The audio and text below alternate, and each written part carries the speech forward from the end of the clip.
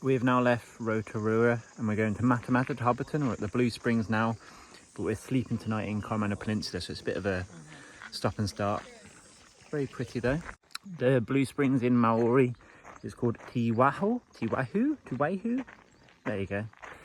And apparently 70% of New Zealand's bottled water comes from the Blue Springs. There you are. You can't swim in here because it is water supply, and look how clear it is. Beautiful. We are now at Hobbiton, which, look at the amount of cars. They literally have tours every 10 minutes and they're always literally sold out. We spoke to our Airbnb host and they did the math of how much tickets cost and how many people they have. They probably make about 100 million a year potentially, which is absolutely bloody nuts. Lord of the Rings being in New Zealand is the best thing to happen in New Zealand. They must make so much money from it.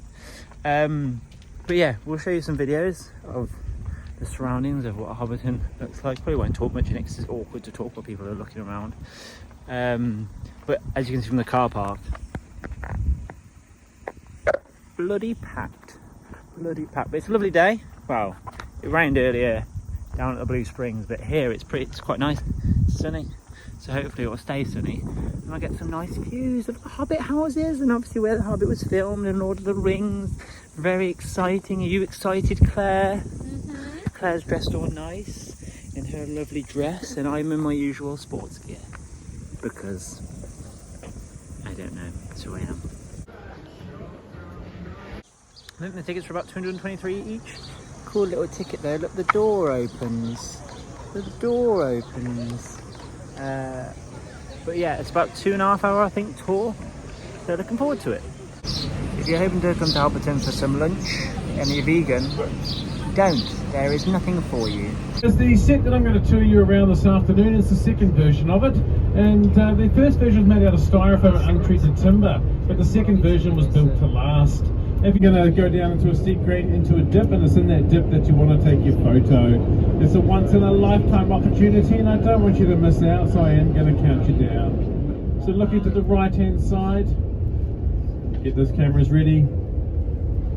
3, 2, 1. It's a car park! Hobbiton was great. The level of detail is pretty nuts. Like how much thought they go into each Hobbiton house, especially the ones that you can actually go inside of. Like they've thought about what they do for work, and then all the different bits and bobs in the house is also aligned to that.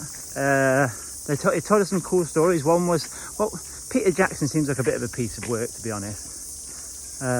Like in the books, apparently there's a plum tree that children in the Shire grab plums from, and they had a plum tree put in to Hobbiton and it was too big for the child actor they had to reach, so Peter Jackson had apple trees put in, so they had to dig them all out, all the staff put apple trees in, but then he wasn't happy that they were apples, so the workers replaced all of the apples with plums on the tree, and then they said, right, well done, we've done that.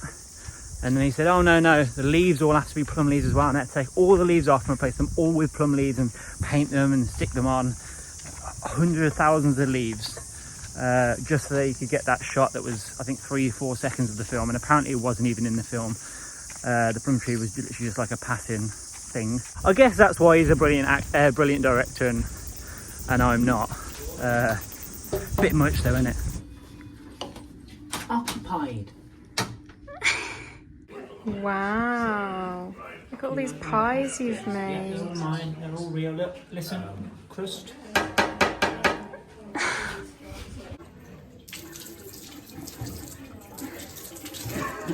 You also get a free drink. Well, I say a free drink, you pay for it in your tickets at Hobbiton. You can have a stout, a cider, a beer, or a ginger beer, which is the non-alcoholic option.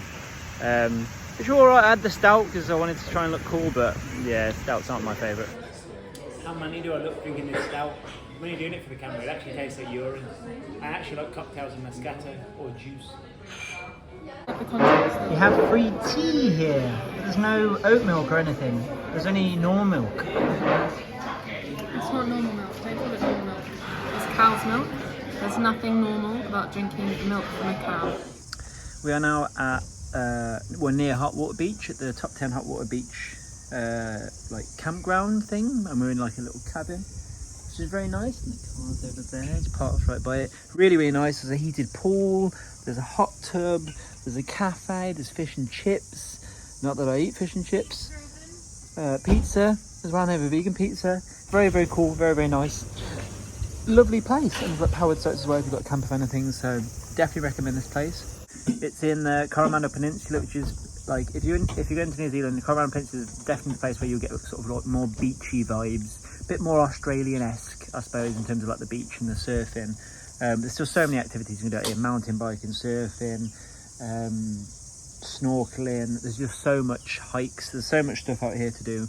And we've been on Hot Water Beach, which is like a beach that has like thermal stuff under it, and so the water, when you dig under the sand, gets really warm. And we were in it, and it's absolutely boiling. You try and get a bit of the stream of hot water coming through that's been affected by the thermal springs, nature, I don't know, and you want to get some of the seawater so it mixes, it's nice and warm. We had about 3 minutes of that, and the rest of the time it was either freezing cold, well, not freezing cold, but sea cold, and boiling.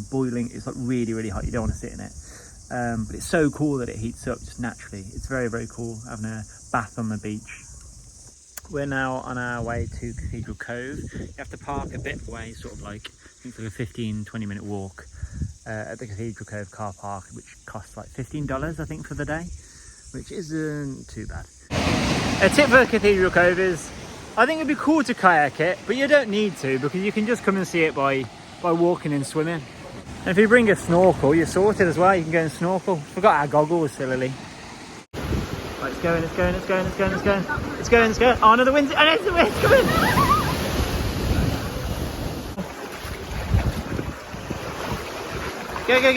Go. Ah!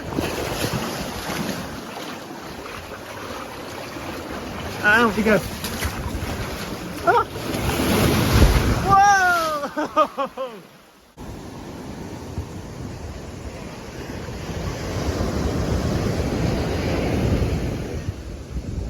Cool stuff. Boys and their toys.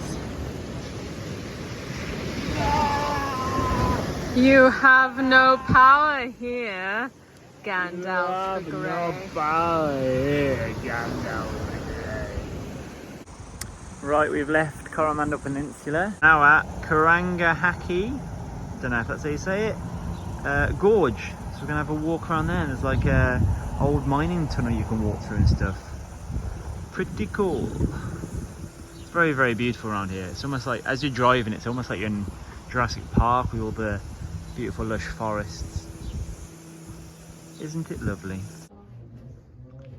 It is very, very dark.